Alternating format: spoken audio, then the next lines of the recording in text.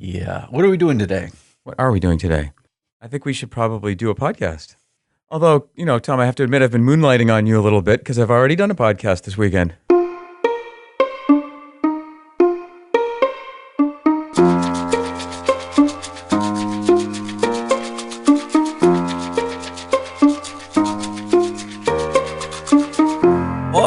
What? Yeah, dude. Okay. You're going to have to catch me up on this then. Somehow I don't know what's going on. You spun me up and out of the nest. What can I say? Yeah, it's a podcast you listen to, I believe. Oh, okay. I know what you're talking about now. Why don't you tell the listeners? Okay. I just recorded an episode of Two Tims Talking with Looney Leader, a.k.a. Serge. Wonderful chap from the Ukraine who apparently spun up the whole Two Tims Talking business.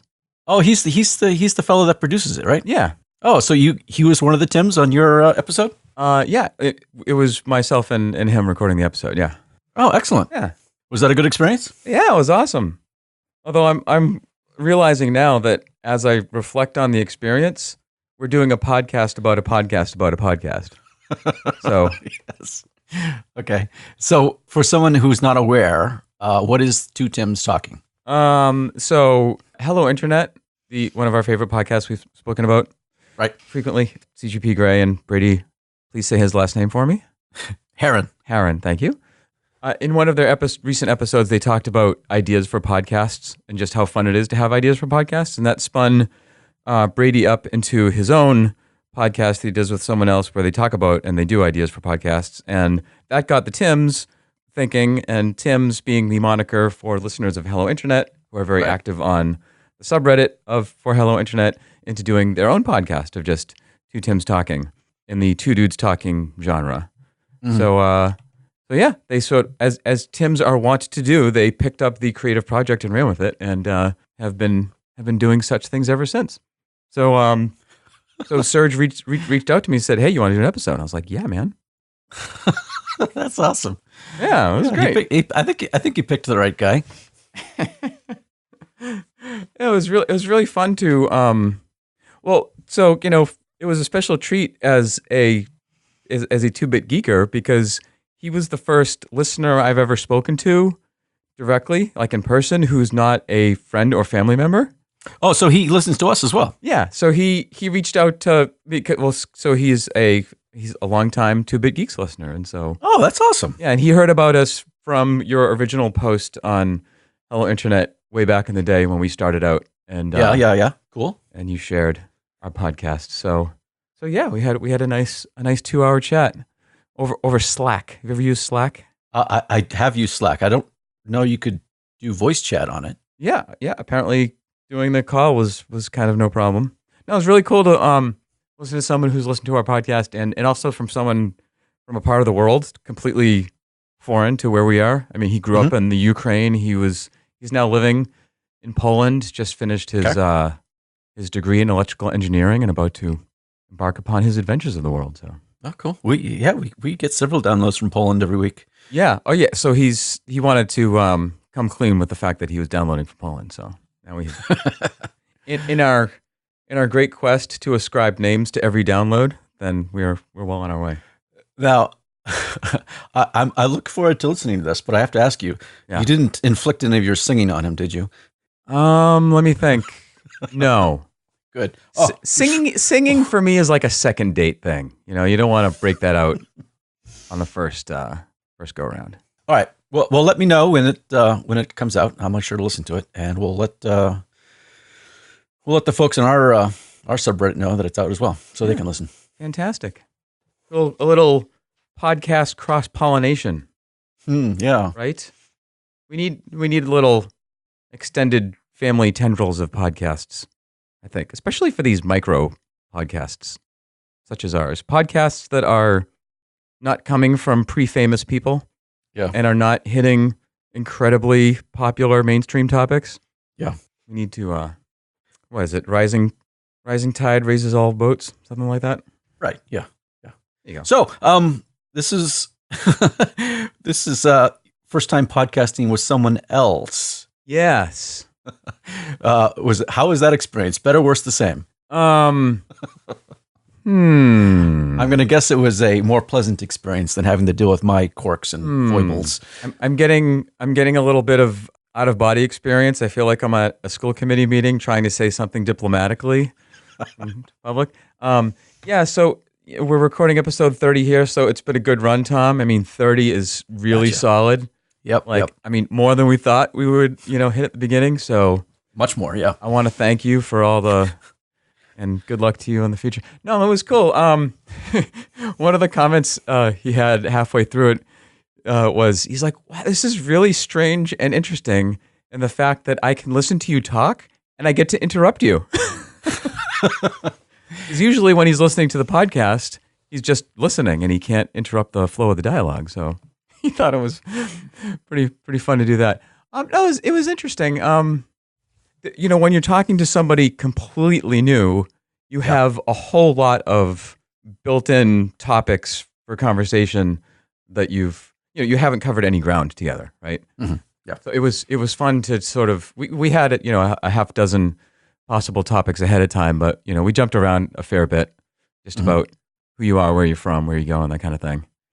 Well, I also look forward to seeing how he deals with editing you as well. Yeah, we talked about editing a little bit. Yeah. Because I asked him, just from a listener perspective, how our podcast sounds to him compared to other podcasts. Most famous podcasts are heavily produced and such. And he thought in the genre of two dudes talking that we sound really, really good, really smooth. And we attributed that to your editing brilliance. Yeah, stop it. And the fact that if you don't listen to any meta-reflective podcasts that talk about editing, you might not know how much of that goes into it. Like, did you tell me that Hello Internet tries to record for 4 hours a session? I think I heard Gray say that once, that they do at least 4 hours, either with Hello Internet or with Cortex's other podcast. Yeah. They cut down a lot of material and leave out a lot of material, obviously, to keep the best stuff for the audience. Yeah. Yeah, that is 4 hours, man. I don't know if I could take that. You don't know if you could take me for 4 hours, let alone 2. I would need some serious motivation or caffeine or something. So knowing how slow I am at putting this podcast together, right. I'm sure this episode of Two Tims Talking will be up way before this even is posted. So no doubt. We might be talking about something that's already occurred in the past. Oh, no doubt. I'm almost sure we'll have a link to it in the show notes, because after we recorded and I uploaded the file, he was like, all right, I'll have a rough cut for you tomorrow. I'm like, what? Yeah, you don't get that from me. If you get a rough cut within a couple of weeks of when we record, that's pretty good. I think in the real world, when you're waiting for a rough cut, you look at your watch, but when you're working with Tom, you look at the calendar, right? So, well, I only have time to work on this stuff during the weekends. So, like during the week, I just, there's no time. Yeah. Well, we're both busy, right? Yeah, we have actual real lives. This is not our. If this was an income generating job for us, I think we would probably spend a little more time on it. Yeah. But such as it is a hobby. It is an activity which requires effort that we are not required to do, but what we choose to do. So, do you have a taste of it now? Are you going to be spinning off podcasts left and right now? I don't know, man. Like, for this one-shot deal, it was pretty smooth in terms of I approached it with the same commitment level as I did when I first got the "Do you want to do a podcast?" email from you, which was my immediate thought was I have absolutely no time to squeeze something like this in, and then my second thought was yes, let's do it. Yeah. So I just kept saying yes, and all right, when do you want to do it, and syncing up the time zones, and so it came off pretty well. If I had to do that every week, I don't know if I could. Yeah. If I could do that, so I think you're fairly safe right now. Okay. All right. Cool. But, okay. There may come a time when you'll have to salt and clip my wings and keep me grounded. So, well, that's cool. Rocking and rolling. I see a bunch of you are up to a little bit of mischief on the subreddit. Mischief. What are you classifying as mischief? A few of you jokingly, I assume, trying to get me to run for school board. Well, I thought Chucky is already awesome in the publication for your sign, which is the begrudging misanthrope running for school board. No, we were talking about how, I think we've mentioned this before, how the ideal person to be in a position of authority is somebody who does not want authority. Yeah. Because then you are guaranteed to have no ego in the decision-making process. Yeah, it's not going to happen. It's not going to happen. Yeah. So we can just stop all discussion right there. But it did remind me that I did have one little interaction with the electoral process at one point in my past life. The electoral, you mean, aside from voting, you mean? Aside from voting, yes. Okay. Back in when I was in college, they had, every year they have the elections for class officers. Right. At a lot of schools, at least in the U.S., they do. This is like, president, vice president, secretary, treasurer, those type of positions. Yeah. And my two college roommates at the time thought it would be hilarious if they wrote my name in for class secretary. Nice. Which they did. And so when the results for the election came out, there was 2 votes for me for class secretary. The problem with this is that there was no one running for class secretary. Oh, nice. So 2 votes was enough to elect me. Sweet. Okay, so how did you deal with this newfound celebrity? I briefly considered, maybe I should do this, but then I found out how much work it was, and I said, no, I'm you can stuff it. I'm not doing it. Exactly. But I was officially elected class secretary at one point in college. Huh. And then you resigned as... I immediately resigned, right? Wow. And so they went without a secretary? I have no idea. Huh. I didn't follow up after that. But that was my one election. And if elected, I will not serve. That was my attitude. That doesn't sound like the most effective campaign slogan in the world, but we'll put that away for... I mean, Tom, the more that you protest, the more you're making a compelling case that you're perfect for public service. So we're just... I'm playing the long game here, all right? I'm sowing the seeds, and then we will conscript you into duty at the proper time. Did you know that I'm currently the secretary of the school committee? No, you didn't tell me that. Yeah. So what exactly does the secretary do? It's not. If I recall, it required a lot of paperwork, which I didn't really appeal to me. So I think the role has different definitions depending on what you're talking about. Yeah. Colloquially, secretary implies that you're the note taker. Right. But in this context of school committee, it really just means that you're third in command of a committee of 5. Mm-hmm. So chair, vice chair, secretary. And it has really no impact unless a meeting has to be run where the chair and the vice chair are not present. And you can only run a meeting with a quorum, which is a majority. So the only time this would ever come up is if 3 people showed up and both the chair and the vice chair were not present and you had to proceed with the meeting. And the secretary would have the gavel and run the meeting.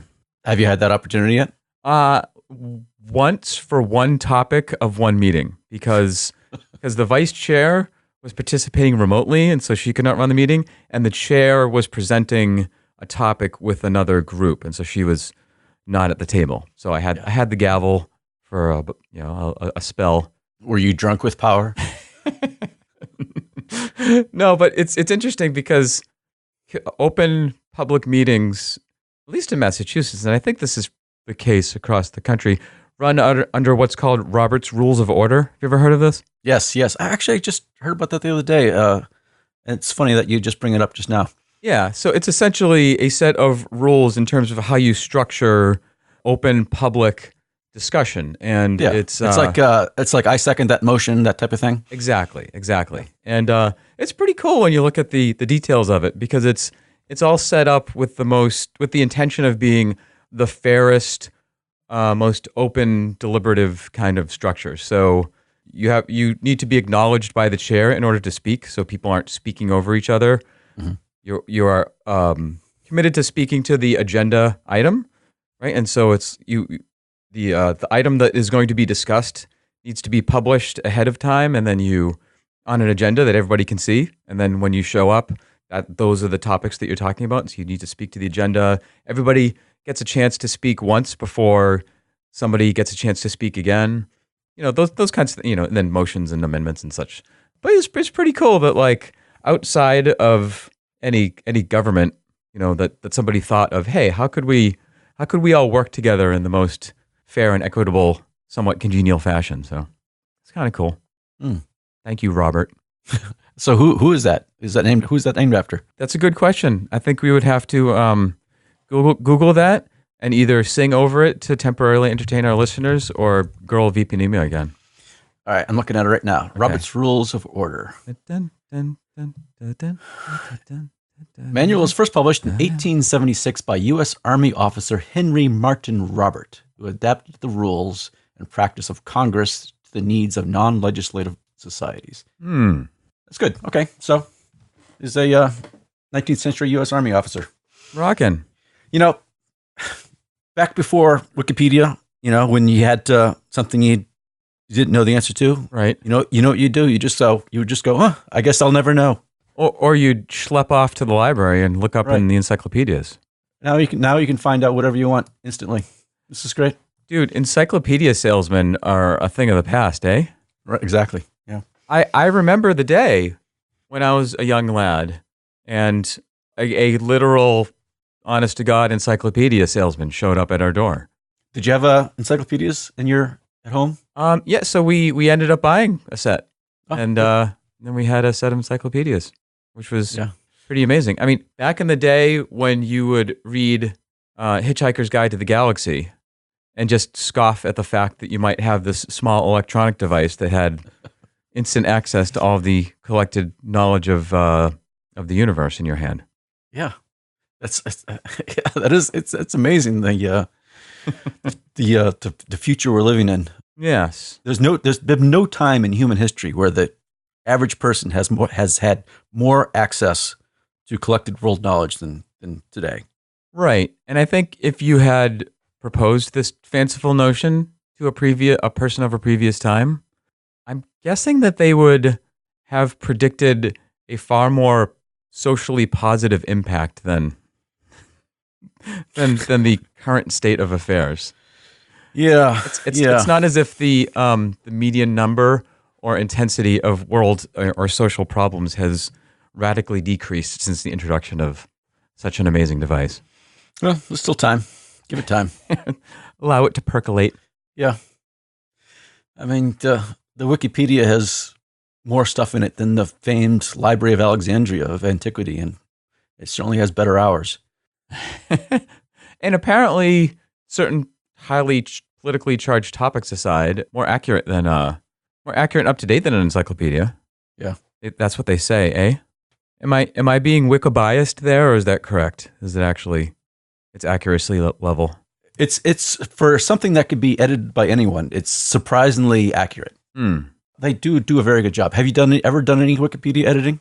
No, although I remember reading an interesting article about it was some obscure battle or protest in the Revolutionary War, and this historian at some college had unearthed a new source document about it and said, oh, wow, this really changes the whole interpretation of this event. I should go on Wikipedia and update it. And so she went on Wikipedia, added the source, updated it, and then was surprised to find that her new interpretation of the event was taken away. And as she sort of went through this process, she discovered that Wikipedia isn't necessarily indicative of the most up-to-date version of truth. It's the most up-to-date consensus of what the version of truth is. So if you have 100 historians that say this event went this way, and then you have a new piece of evidence that overturns all that, it's going to take a while for the pendulum to swing the other way. Yeah, it's got to work its way through the system and have consensus form around this new viewpoint. Yeah. I mean, when they say that anyone can edit the Wikipedia, that's correct. But they do have a very active minority of like super users who enforce standards across most of the articles there. So your kind of basic edits might get very well reversed if you're not following their established procedures. Which is a good thing because their editorial guidelines are pretty well in line with what you'd expect from good historical research and stuff like that. One of their mantras is they don't want original research. They rely on consensus and printed sources. Yeah. So, based on their track record in terms of what they've produced, it's been a very good system. It does sort of imply that there's a good dose of faith in the intentions of the editors in terms of what is and what is not truth. I mean, in the era of fake news and source authentication and all that, one could imagine that easily becoming politicized. I've done a little bit of Wikipedia editing in the past. I would recommend people to do it if they're interested in it. But if you just go into it, even if you have good intentions, you might get frustrated by having your initial edits reversed very quickly unless you're willing to put in the effort to learn about what their established procedures are. Right. And once you do that, then it becomes a lot more fun, I think. Huh. Interesting. And it will improve your work as well. If you are following their guidelines, your edits will be better, tangibly better. All right then, Tom. I mean, Wikipedia, it's certainly my first go-to source for just objective information. Yeah. It's a great jumping off point to delve deeper into a subject, right? Yeah. It's often not only the first link, but you often get the first few sentences pre-displayed when you do a Google search. Right. So Google clearly has given Wikipedia its blessing. I'm in it every day. Every single day I read something out of the Wikipedia, it seems like. Really? Yeah. Part of my regular reading routine. Because it's there all the time. If I have a question, I can look it up. There's no need to wonder what the answer is. You can just look it up. Are you as much of a reader today as you were in the pre-digital age? I'm thinking more of a reader now. Really? Yeah. Do you read in the same manner? Like, there's click a link, read a few pages, click a link, read this page, click a link, read. Even if the thread that you're following is getting deeper and more expansive, that's distinct from sitting down and reading one narrative for hundreds of pages. You think has that altered for you? I do both. During the day, I sample a lot of different things, in short little bursts. But I do try to set aside some time in the evening to read at least for 20 minutes before bed. Anything long form like that. On a digital or paper copy? Both. I do ebooks. I also do Dead Tree version books. So. And do you find a substantial difference of the reading experience between the Dead Tree and the big screen? Yes. Dead Tree is definitely more pleasurable to read because regular books have much better typography than anything digital. Even with the most latest e-ink technology, or yeah. Absolutely. Because digital things can be formatted so many different ways depending on the device, whereas a book is formatted one way, and that one way is for the pleasure of the reader. Can you imagine, say, decades from now, with concentrated effort, an ebook becoming virtually good enough? Yeah. Yeah. They'll get there eventually. Okay, so you see the gap is narrowing. Yeah, definitely. Digital typography is getting better. Yeah.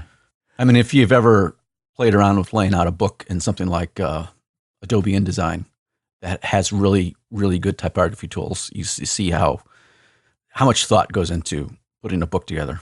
Yeah. I don't use an ebook frequently, but on the occasions that I have, I certainly don't crack it open and smell it like I do a Dead Tree book. Right. I always do that. Do you do that?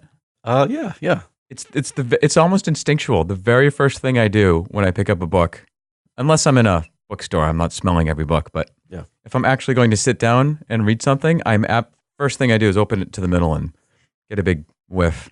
Yeah. How has digital ebooks and stuff like that and websites affected your use of your local library?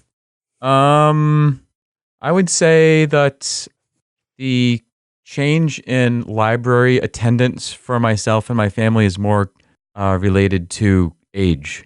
Like when when they were preschool and young school age, we used to go there all the time. Yeah. For activities and just to get them engaged in reading. Thankfully, when my kids were very young, ebooks and tablets were not yet a thing. Yeah. And so we didn't have that option. So our local libraries now have you can borrow ebooks on your e-reader. That's right. Yeah. So you can get your account, go to your website, get your book downloaded without ever physically stepping foot in the library. It just makes me a little sad. I hope libraries continue to evolve for multiple purposes, not just the borrowing of Dead Tree books. Oh, they certainly are evolving. Yeah. I mean, Yeah.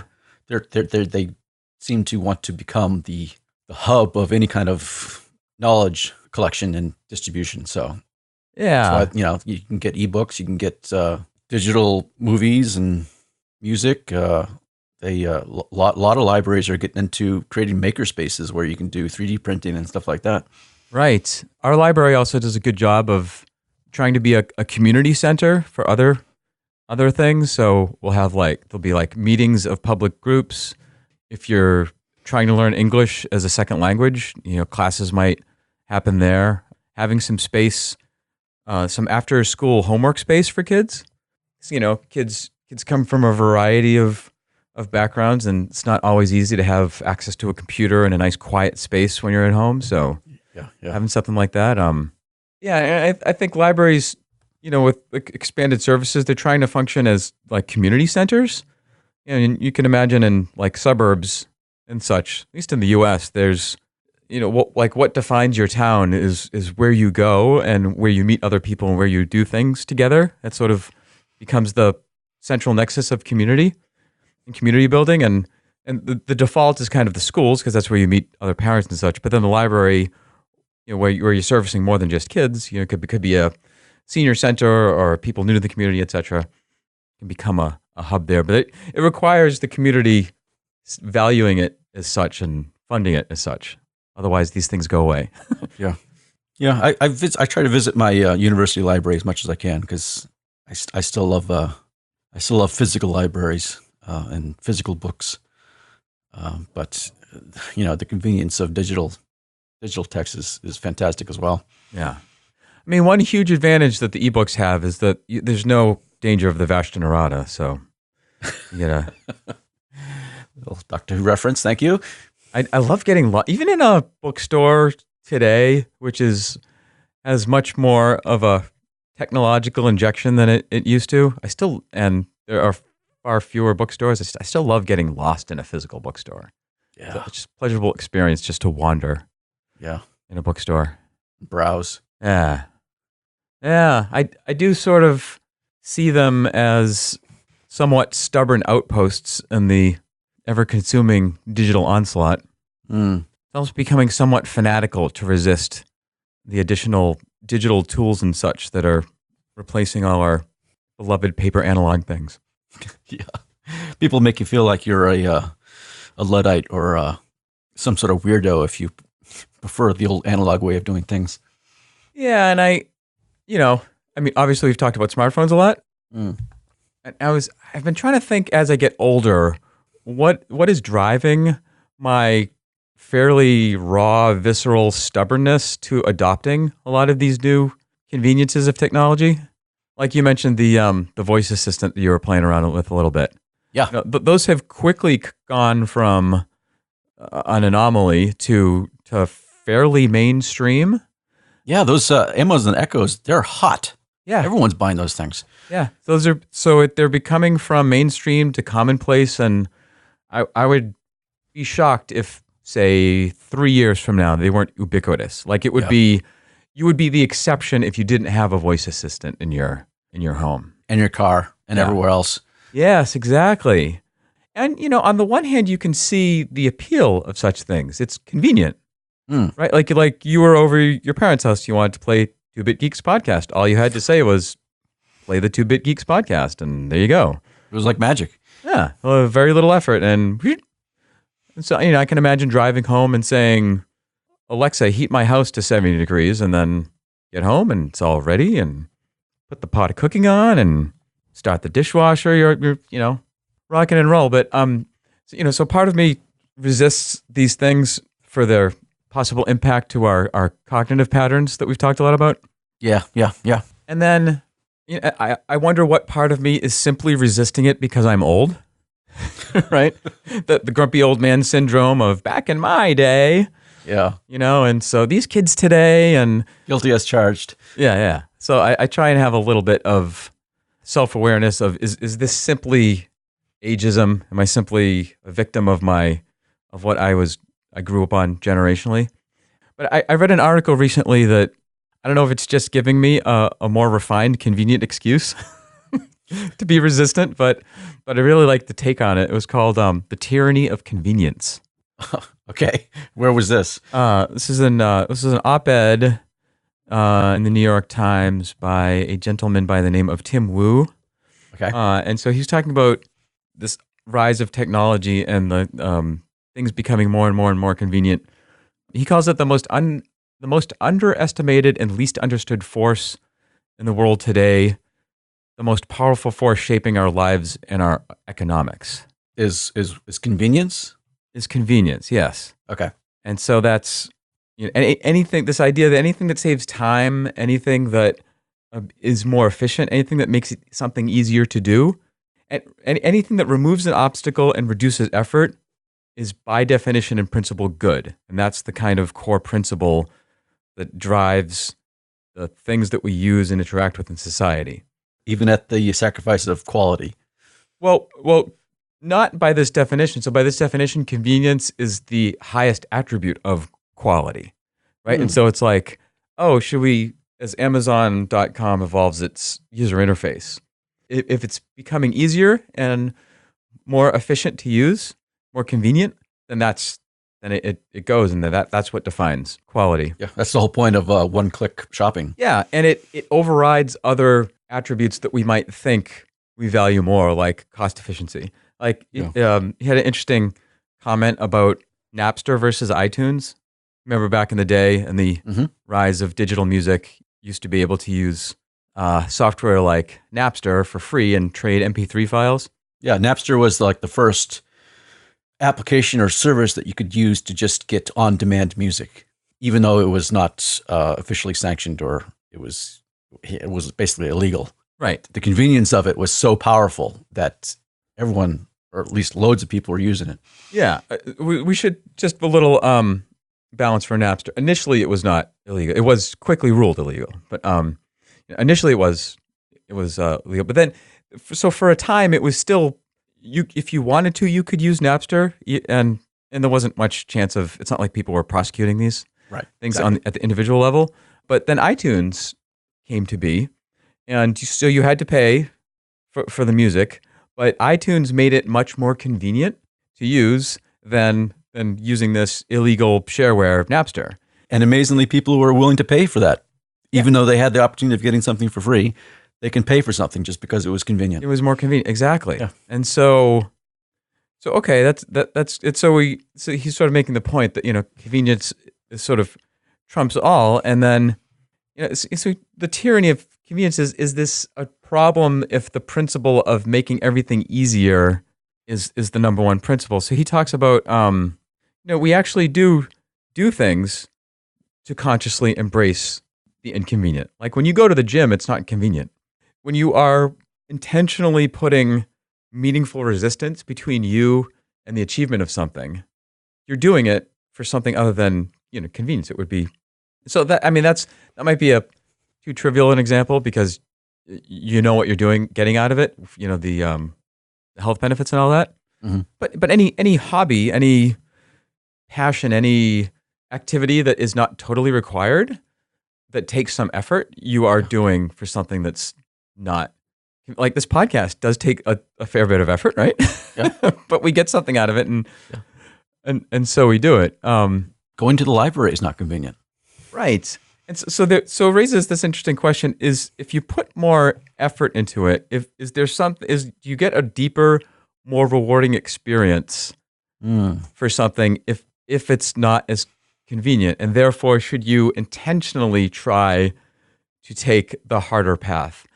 So this made me think back about one of our Star Wars discussions about. Oh dear! Don't worry, I'm going to stay harmonious. I'm staying off the third rail. So when I went to see the last couple of Star Wars movies, I went online.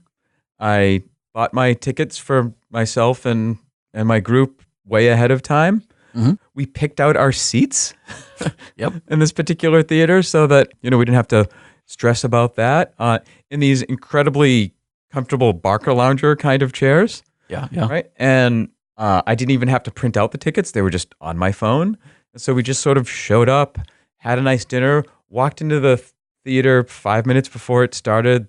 The person scanned our phone. We just walked to our seats, sat there with everything at our disposal and watched this amazing movie, right? Sounds great. Now compare that to the first time I saw Empire when I was 9 years old, and we waited in a line that was probably a quarter mile long, right? At the beginning of the day on a Saturday.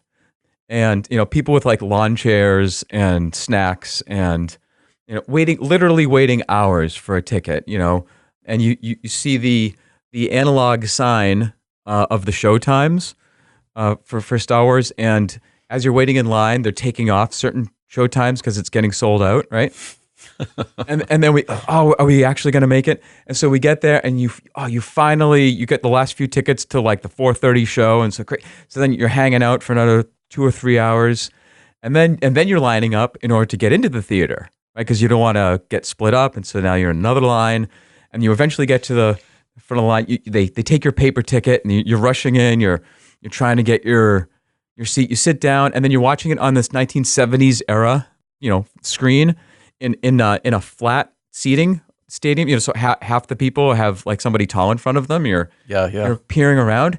And then you have this amazing experience watching this incredible movie, right? Is the fact that you put so much effort and attention into it, does that make it a better experience? Is that more desirable than just having almost no effort and watching on this crazy modern HD Barca lounger chair experience? Yeah. I think in this case, obviously the current way we do it is significantly better than the old method. So, okay, so you're saying there's no value to that then? I think there is value to the inconvenience, but I don't think that's universal. I think the level of convenience you can get with in some areas vastly outweighs the whatever pleasure you may derive from queuing in line for 3 hours. I don't think anyone enjoys that except for the criminally insane. Right. Yeah. I mean, I'm trying to find what's intriguing me here about this concept. So I certainly don't think that intentionally making everything as inconvenient as possible is the way to go. Right. So I don't think it's like a binary thing. Right. Exactly. Yeah. But if I do wonder if, say you lived somewhere in the world where you couldn't just walk down the street to some amazing theater, and it took you a fair bit of effort to, say, scrounge up the money and then get a ride, and you drive a few hours into the city, and then you got the last seat, and then you're sitting there, and this, is that a more rewarding experience than just having everything sort of spoon-fed to you? Right? I'm trying to think of where that payoff balance is. I mean, maybe I'm trying to stretch the movie-going example a little too much, but I'm sure it differs for everyone. I mean, if you're standing in that line for 3 hours, you might have a human connection with someone that's also waiting there with you. That's rewarding, that you wouldn't have if you just get your ticket online and showed up and had the movie blasted into your eyeballs and then you left again. Yeah. I guess I'm just sort of trying to think about, if the percentage of technology that continues to streamline and efficientize all of the little tasks of experience, when we do get to something that actually is difficult and is an obstacle and requires persistence, are we less equipped for that? And do we forget that it actually can be a rewarding and enjoyable experience to do something slow and difficult if we haven't been exposed to that in the past? Like I somewhat not bemoan. What is it when you're sad that something is going or something is passing by? What's the word? Mourn? Yeah. Oh, thank you. Oh, perfect. We have to have the word recollection topic on soon. I have to make a mental note to myself. I mourn the passing of taking an elevator ride or waiting in the doctor's office with nothing to do and no stimulus, and the effect that has on human cognition. It somewhat concerns me that all those moments of non-stimulus are being vacuumed up, right? And that we might forget as a society that actually is a natural part of human existence. Or maybe it's not. Maybe I'm just being a grumpy old man, and that the path of evolution is to make that extinct. Yeah. I don't know. Yeah. Do you think we're going to get to the point where we're like those people in that Pixar movie WALL-E, where just big corpulent corpses lying in park lounges looking at screens all day? It's I don't know. I don't know about the full WALL-E vision, but it's hard to imagine there not being something like that. I mean, that right now that's our trajectory. So I don't know if I can. Such a complex variable system, this human civilization. Yeah. I don't know if I can project confidently where we're going from here. But yeah, I think, not to belabor the point, but just, my final thought on it is that anything that I feel like is subtly programming or conditioning me or increasing or decreasing a tendency outside of my intentional conscious control, I feel resistant to. Yeah. Yeah, I do too. Yeah. Even if it's not like nefarious, even if they're not, doing it to get my money or whatever, anything that I encounter that I feel like is programming me outside of my autonomy, I bristle at, I guess. Because it runs counter to one of what I feel like is one of my core tasks in life, which is to become conscious of and purge myself of conditioning that was not my own. Right. Interesting. So hopefully that has a subtle conditioning influence on somebody's willful autonomy. Can only hope. As we continue to moan about technology. Yes, we do. We are becoming quite grumpy old men. Yes, luditarian on that front. On a lighter topic, Tom. Yeah, a little bit of follow up. Sure. That I'm sure is going to provide you with a little bit of joy. Uh-oh. So I got pulled over for speeding the other day.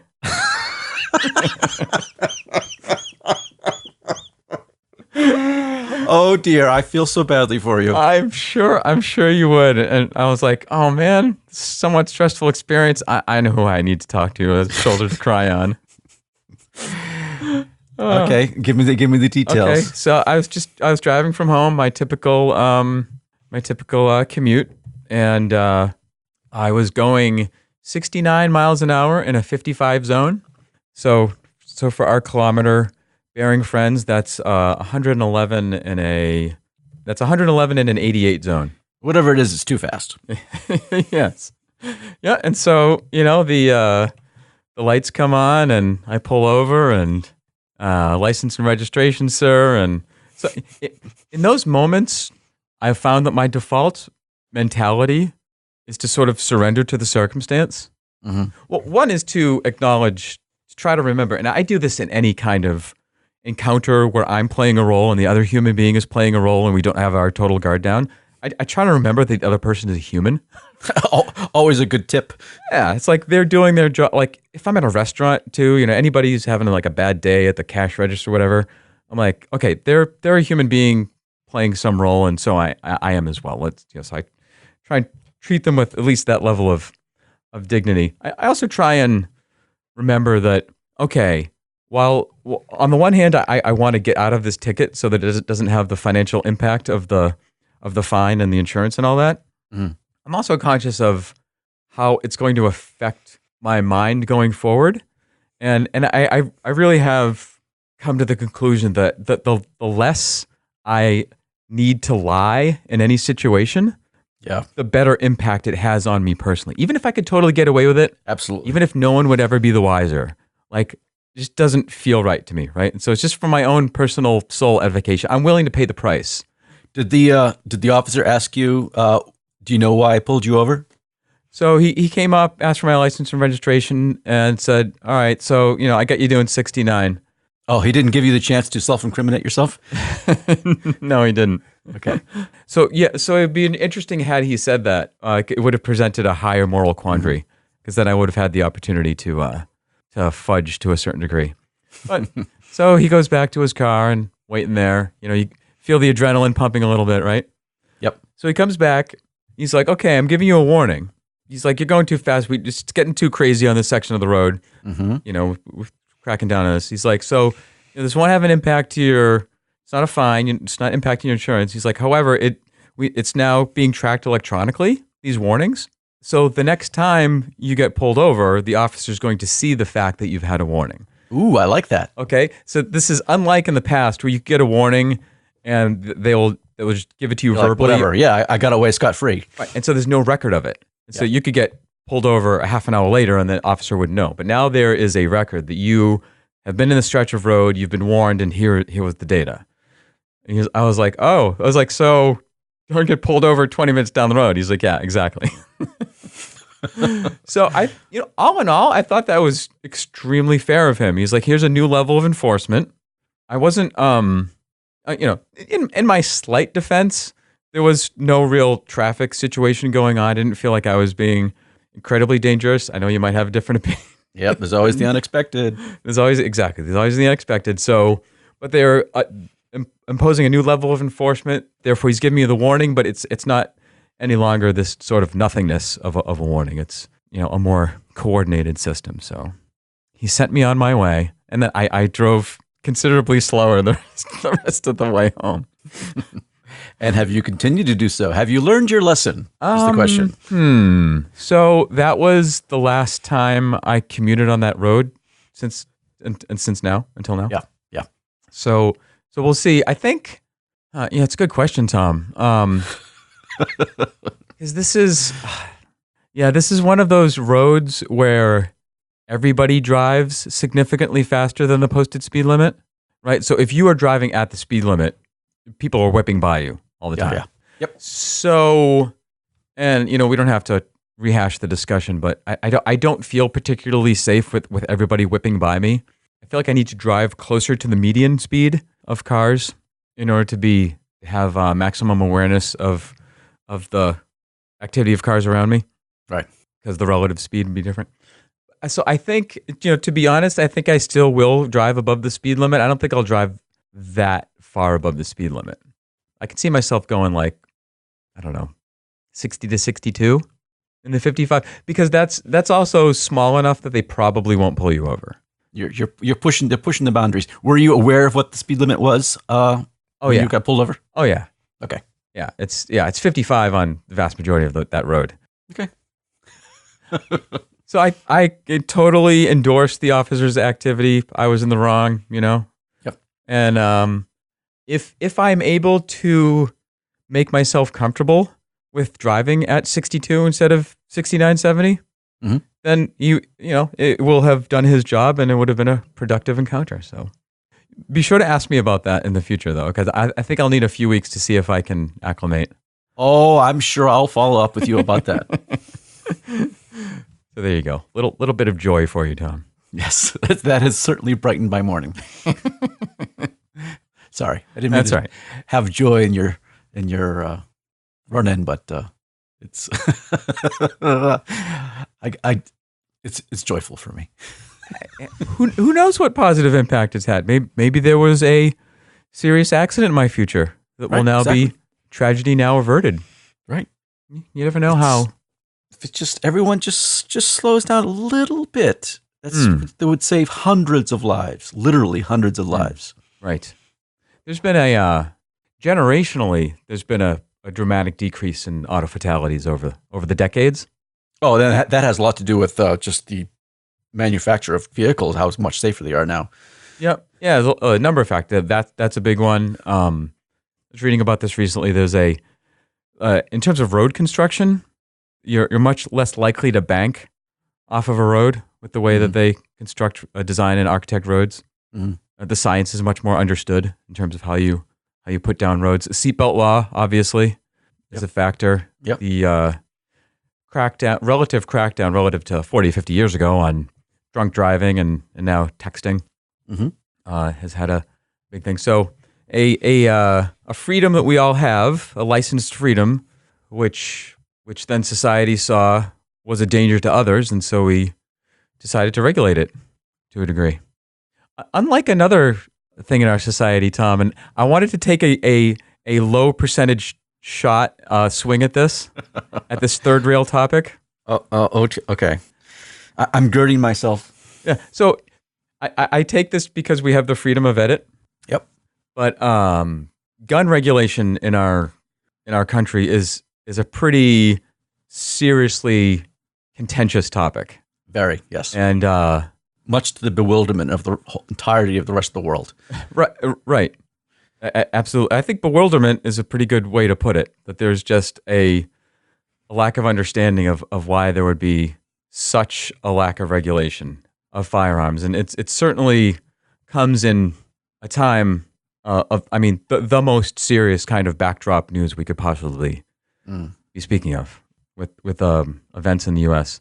And and so as this stuff continues to happen in the U.S. again and again, I've been trying to think of different analogies of things, and this sort of public health issue, I think, has been for me the most logical way to think about it. That we have something like automobiles or like firearms that is causing a public health issue, and so you look at what the issues are. You don't remove the thing. It's not like we banned cars because they were causing fatalities on the highways, but you look at all the factors, you study it, and you look at the data, and then you propose regulations that allow responsible licensure of the thing, which makes it safer for everybody else. Right? Yeah. Everything that causes harm to people can be made safer if you put your mind to it. Yeah. And so it's bewildering, the lack of regulation that we've had. I think what's even more bewildering, and this shocks people outside the U.S. when they learn it, is that there's actually a ban from the Centers for Disease Control, which is the main government body in the U.S. that studies public health issues, from studying gun violence. You can't even study the effects of gun. It's been there's a law against it. Yeah, that's just stupid. And it's interesting because, in response to very violent, tragic events in the news, there was a ban on the most powerful guns, on assault weapons. Mm-hmm. Unfortunately, it had a 10-year sunset provision, and so it was allowed to expire, and hasn't come up again. And it's frustrating to a lot of people, including myself. And it's sort of, once you sort of peel back, I think, the ridiculous arguments against it, it sort of comes down to, from what I've been able to divine, a fear that the government is going to use this as a slippery slope to eliminating all rights to guns. And that's a really base level, visceral fear that seems deeply rooted among not a majority, but a large enough percent of the populace that it's very hard to extract that. And yeah, it's a very vocal minority. Exactly. And when you have a force that is that deeply rooted and visceral, it gets leveraged by politicians and by moneyed interests. And so now that force is now deeply connected into the power structure of U.S. politics, and it's really hard to undo that. So it's like it's on the one hand, it's kind of absurd to think that we're at the stage of, let's not even think about how to reduce these violent events. Let's just try and reduce the lethality of these events by decreasing, the how deadly firearms in the hands of civilians can be. So I don't know how the other sort of thing I guess I wanted to get your take on with this, presuming that our podcast isn't going to solve this problem, and we are not. One little take is how do you approach consuming really serious, important news? Because something like tragic events of violence, nothing is more serious or important in the world than this kind of loss of life and all that. And so on the one hand, I feel sort of compelled when news coverage happens to learn about it, to think about it, to follow up on it. I as opposed to just sticking my head in the sand and pretending like, oh well, what am I going to do? I can't solve it, and so I'm just going to go do something trivial. I then, however, get to this point of kind of saturation in my mind where it it's leaving me either numb or very upset or very sad, and I don't know whether I sort of jumped the shark in terms of the percentage of serious news that is good for me to consume, right? And so I tend to, instead of having sort of a steady state, I tend to either oscillate between a lot of consumption over a number of days or weeks versus nothing. So I don't know how you consciously or not tend to approach this. Well, I certainly don't consume TV news as I've gone on about it before. Yeah, because I just find broadcast journalism just to be ghoulish in these kinds of situations. yeah. So I'll read about it, but I don't want to watch wall-to-wall coverage of these kinds of tragedies. Yeah. But have you seen these high school kids in Florida and how they're reacting to this? Because that's if you're going to get some hope for humanity, it's with these kids. Yeah. Yeah. I mean, it's really heartbreaking to watch their first person accounts of what happened. And then, so when I listen to their pleas for action, their desperate pleas for action and change, I this is part of my personal challenge with consuming this news is that, on the one hand, I really hope that this is something new that is going to lead to some new kind of change. But then I sort of take a step, and it is inspiring to feel that expression from someone who's so close to these horrible situations. And so young. Yeah, and absolutely. And has not been, jaded by the world of politics into thinking that nothing can change. Yeah. But I then take a step back and apply that to what I know about the structures in place, about the gerrymandered, primarying, lobbying structure that keeps popular voice and will from affecting the laws. And I don't know, like, on the one hand, it makes me think, well, this is just a tragic tale full of sound and fury that will ultimately signify nothing. On the other hand, I think, well, how is this eventually going to change? It's got to be, if we're not going to be able to correct what I feel is kind of a broken communication structure with voters and primaries and lobbyists and campaign finance and gerrymandering and whatnot, if you can't fix that directly, then there has to be something that overwhelms that, right? That short circuits that system and that forces change. And if it's not going to be an upswell in collective popular expression, then what else is going to be, right? So I guess the other part of me that reacts to that is, all right, well, let's go for it then. Let's try and catalyze that voice as much as possible, and hope for some rationality in these discussions. Yeah, with all the just horrible things happening in our world, and for the most part, all being caused by our generation and older, I've just been really feeling a lot more positive about millennials and younger. Yeah, these are the kids that are going to fix all these things, and I'm starting to see that they care about this stuff and they want to fix it. Yeah. Well, that's certainly not grumpy old man, Tom. No, it's us grumpy old men that are wrecking the planet. Right.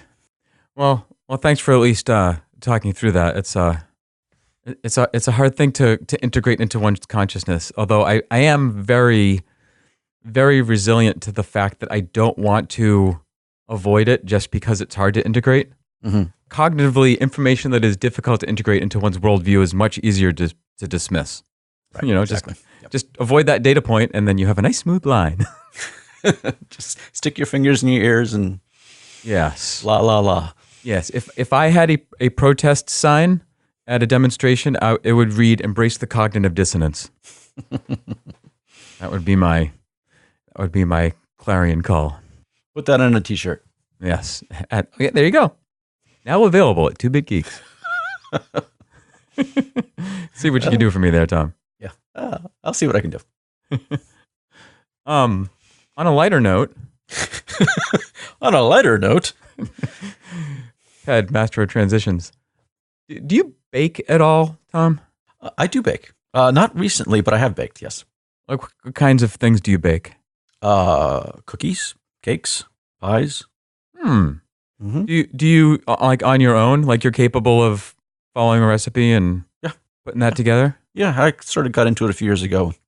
Something I did not know how to do, and decided, hey, I should get a little better at this, and so I did. Nice. I'm no expert, but I can bake a cake. Like, do you have like specialties? Like, oh, your oatmeal raisin cookies are to die for. Like, what?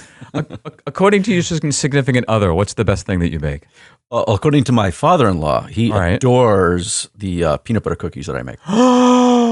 Seriously? Yes. Dude, peanut butter cookies are my favorite type of cookie. My wife bakes peanut butter cookies using my great-grandmother's recipe. Ooh. Yeah. And, there's no accounting for taste. I think objectively, these have been reported to us by our friends and family that they are indeed excellent peanut butter cookies. I also wonder, though, how much my love of them is associated because that's the recipe that I grew up on. To be fair, you can't really go wrong with a peanut butter cookie recipe. Oh my God, dude, I love peanut butter cookies. So I have doctored them on occasion. I'll throw in a little bit of cinnamon or a peanut butter chip into these things. Oh, we should trade some cookies then, man. The reason why I asked you about baking is because this morning, one of the reasons I was late to the record was I had to run out for some eggs. Mm-hmm. The family was baking some muffins, and so when I go to purchase eggs as a vegetarian, I don't. So in my vegetarian eating, I don't sit down and like eat an omelet. Like I don't normally consume eggs in food, but my wife does a fair bit of baking, and so we need eggs as an ingredient. Mm-hmm. However, part of the reason for being vegetarian is that the way in which animals are treated in mass-marketed food, right, and farms and such, and it's kind of like an ethical, thorny issue for us. Factory farming, right? Yeah. So whenever I go to buy eggs, I always look for the most like free range, cage free. Like my wife and I call these bedtime story eggs, which is like the most extreme. Like you cuddled with this chicken, you read it a bedtime story. It had like the nicest possible life, and all you did was collect the eggs, and you were grateful for it. Yep. And you stick your fingers in your ear and just go la la la la. Yeah. So, if it's like $2 for like the cheapest eggs or like $6 for the bedtime story eggs, I am always buying the bedtime story eggs. Right. So I was wondering if you do any of this, if you have a similar experience or if you just go for the cheapest eggs, and more broadly, do you do any kind of ethical purchasing as you acquire particularly foodstuffs, knowing that the most animals in the food industry in the U.S. at least are not exactly being read bedtime stories? Yeah, I think we do have a preference for the bedtime eggs in this house too. Yeah. So, obviously, it is a little wishful thinking to think that some of these items have more concern for animal welfare than others. But you do what you can, and if you buy those more expensive eggs, then it creates a market for it. So, and creates a market for improved animal conditions. Yeah. I don't really follow the details much, but some of my friends in the industry do. There's a whole thing with certification of sustainably harvested fish and fish farms and all that. And there's, I guess, controversy over how that's all regulated, but trying to be responsible towards the ecosystem. Yeah. In terms of what fish you buy. Yeah, we've also tried to purchase when available eggs from people in our neighborhood having chickens.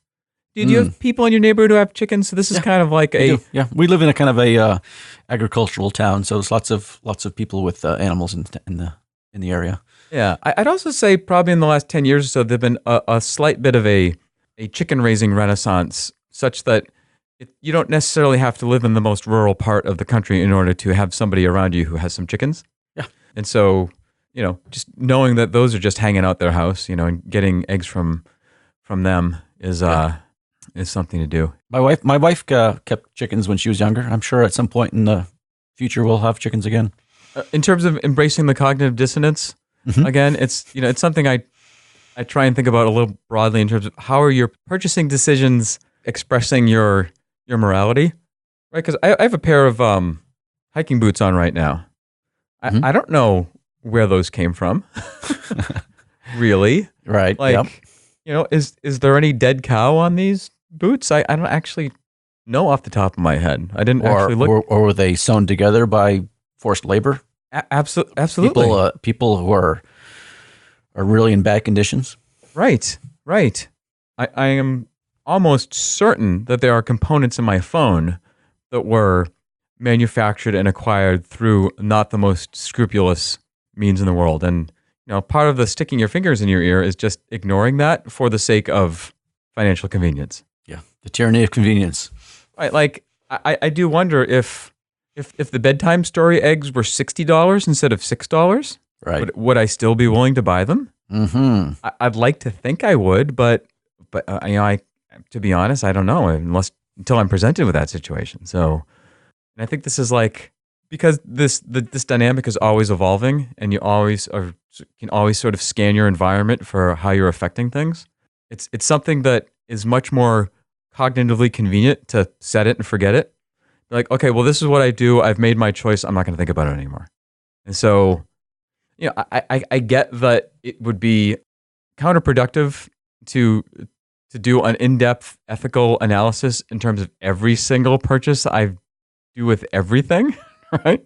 On the other hand, I can see a danger of saying I'm no longer going to have the ethical moral radar up for this activity, because what if something does creep into that? Then I'm not catching it, right? Yeah. So did you get the bedtime story eggs this morning? Yes, you were able to find them? I did. Okay. Yeah. And were they $60 or were they $6? So they were slightly more expensive than even your normal bedtime eggs. These were like I could find pretty good bedtime eggs for $4 or $5 a dozen, but these were $6. But they're going to make some good muffins, aren't they? On the backs of chicken labor, yes. I was out shoveling snow again this morning. Do you enjoy shoveling snow?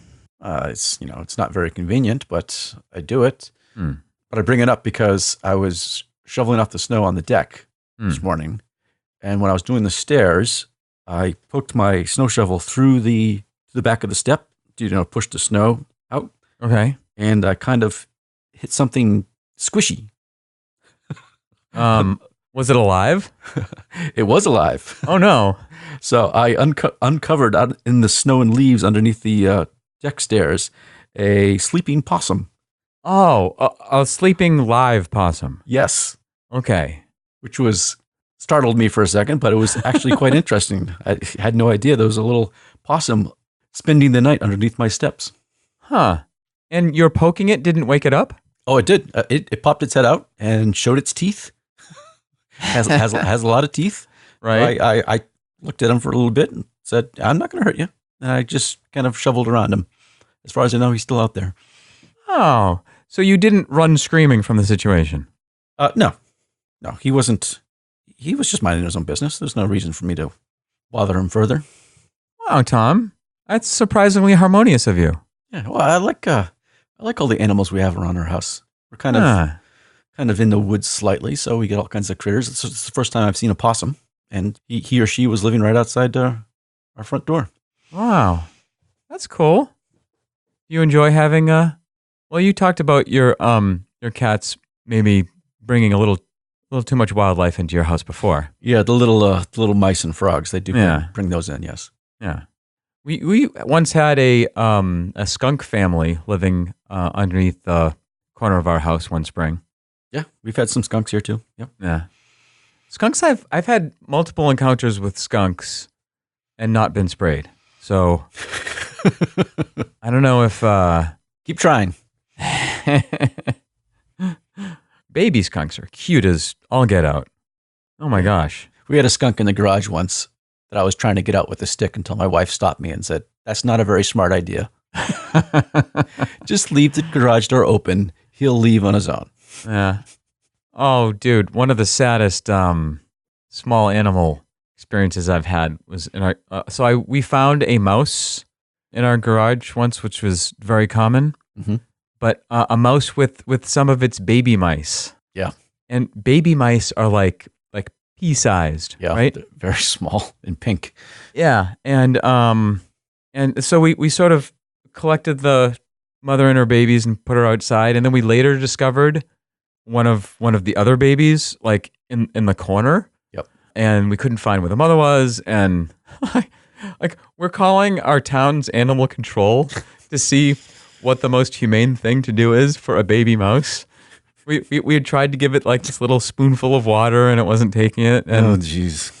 yeah, you could tell the woman on the other end was like, sometimes nature will take its course, and Just flick it into the woods. yeah, trying to let us down gently. So It reminds me of that Simpsons scene where the vet has the dead hamster, and he says, "This is the hardest part of my job," and he flicks it into the trash bin. it's pretty sad, man. You don't want to desensitize yourself to that, right? Yeah. Right. You want to keep that life connection. I mean, Keep buying those bedtime story eggs. totally. Well, so if I'm like outside and I'm constantly being bitten by mosquitoes and a mosquito lands on me, I'll slap the mosquito.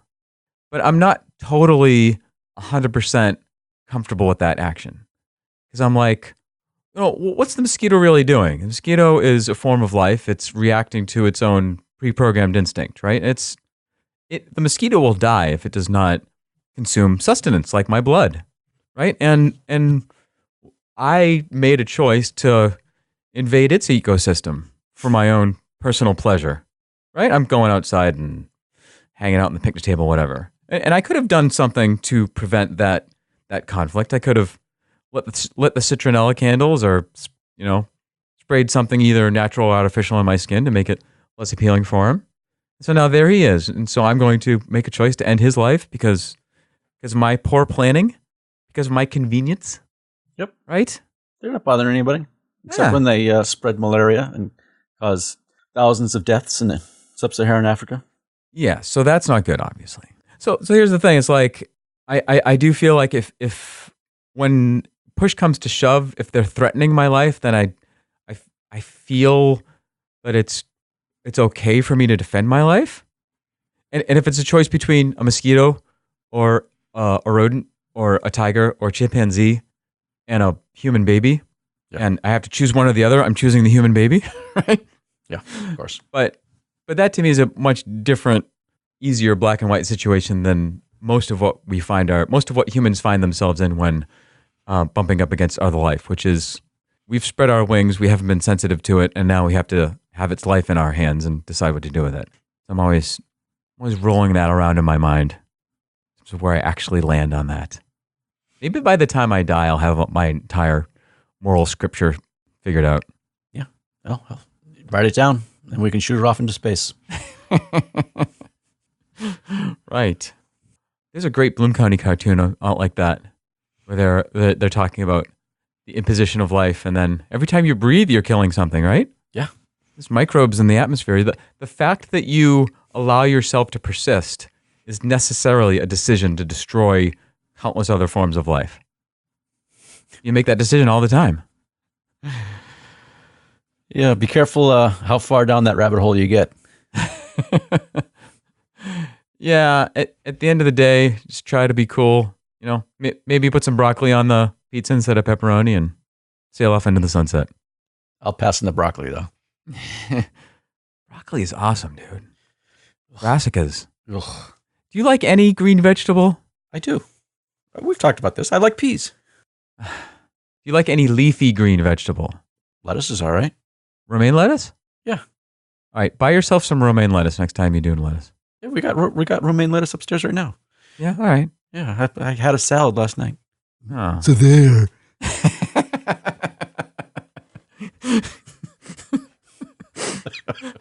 I'm just worried about your nutritional uptake there, Tom. Just looking out for you, man. Yeah, it's just because, I don't eat kale doesn't mean I don't eat other things. Every once in a while, throw some spinach or kale. Dude, a roasted Brussels sprout is just about the tastiest thing on the planet. All right, whatever. Gotta get those antioxidants pumping in there, brother. Keep those things at bay. Yeah, well, next time you come over, you can talk brassicas all day long with my wife. So, you like cauliflower? No. All right, man. Well, I hope you last the decade. When you get a cold, what's your do you have any like particular isms that you do in order to get better? Like, do you down those emergency tablets? You know, those fizzy things? No, I don't do that. No, Airborne or no, none of that business? no. I just suffer through it and get on with things. Yeah. Very stoic. Yeah. I did some of at one point in the past, I tried one of those things that's supposed to reduce the severity of a cold. And after taking a few of them, I looked at the package and it says homeopathic or whatever. I was like, oh, jeez. Just threw it away and never looked back. Yeah. No active ingredients. It's basically just a placebo. Right. But would you take a placebo if it worked?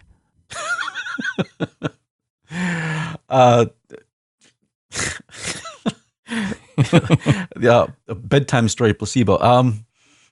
No, I don't know. Why bother? If it works, why bother? What are you talking about?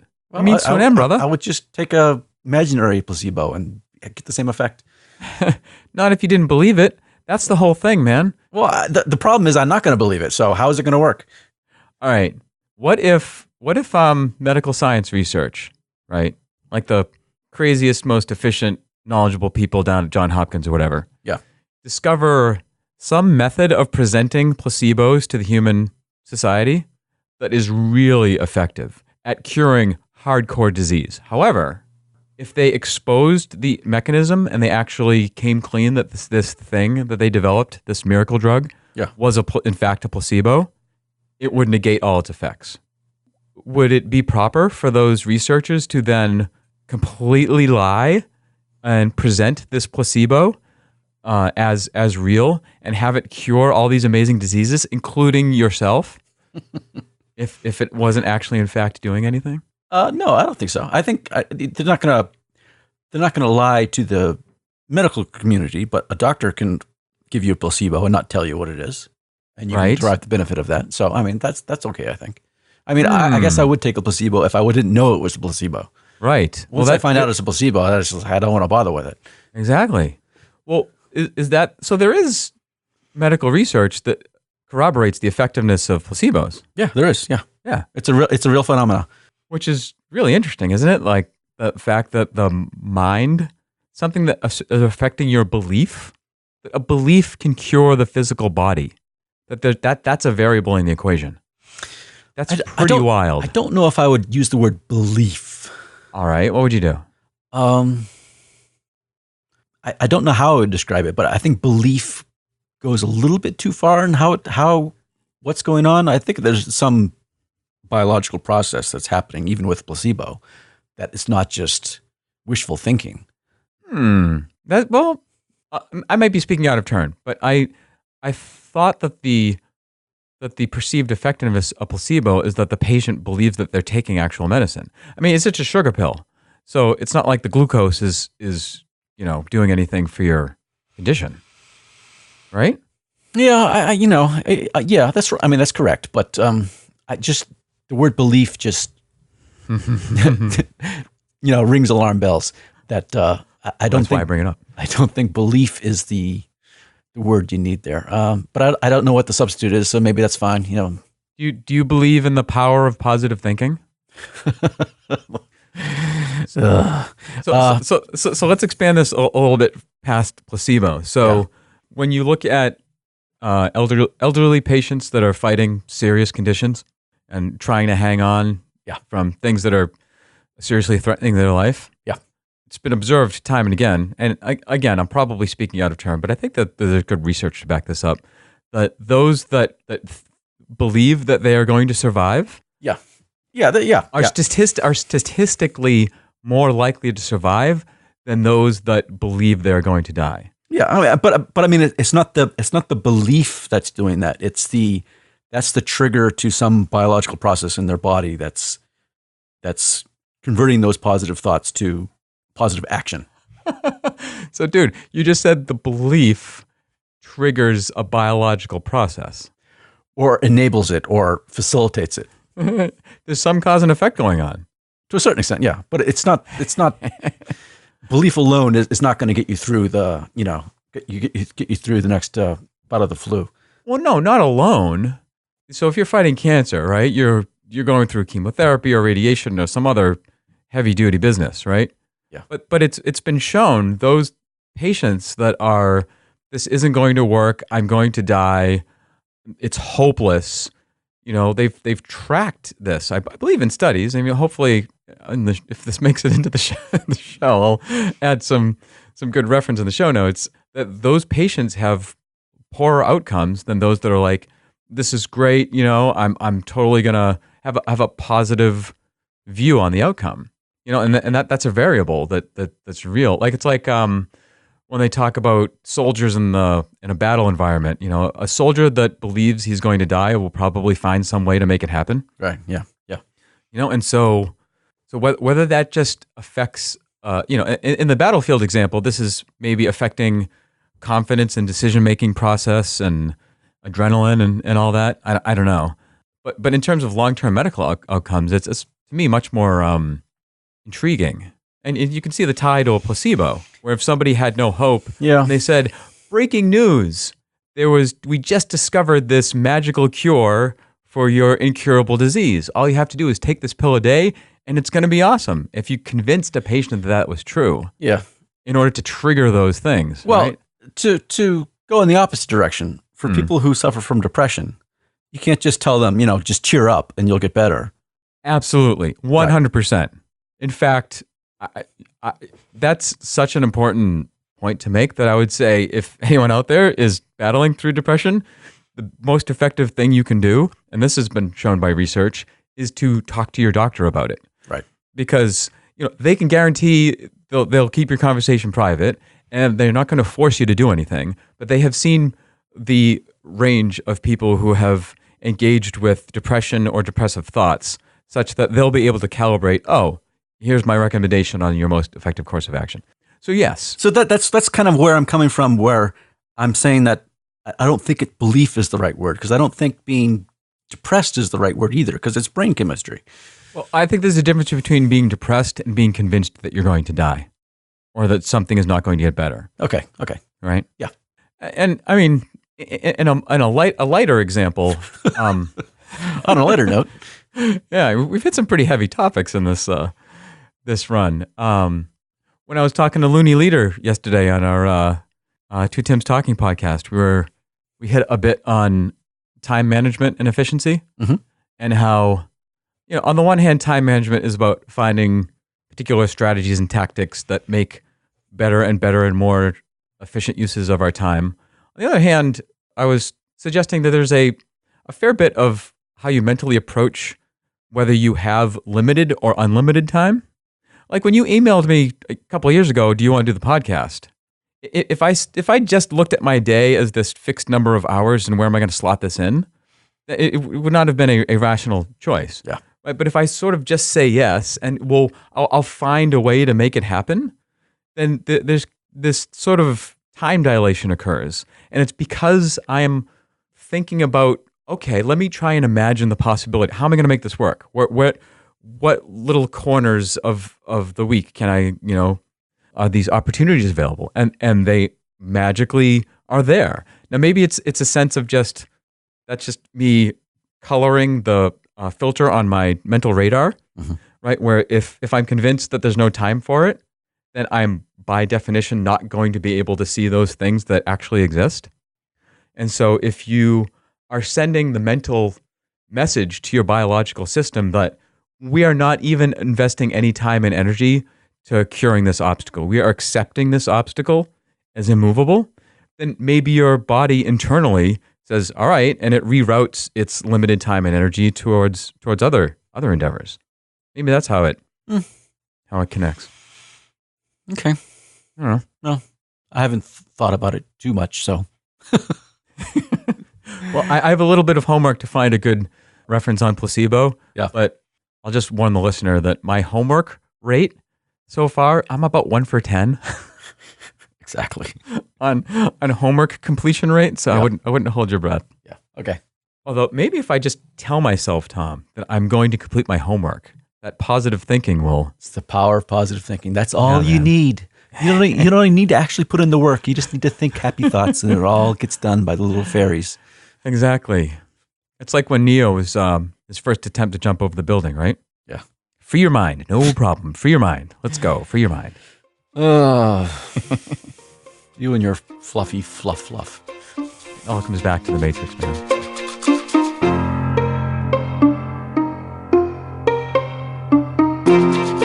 Hey, gang. Thanks for listening. Got something to say about this episode? Join the discussion on the Two Big Geeks message boards at reddit.com. You'll find the link in the show notes. Come tell us what you think, and we thank you for your support.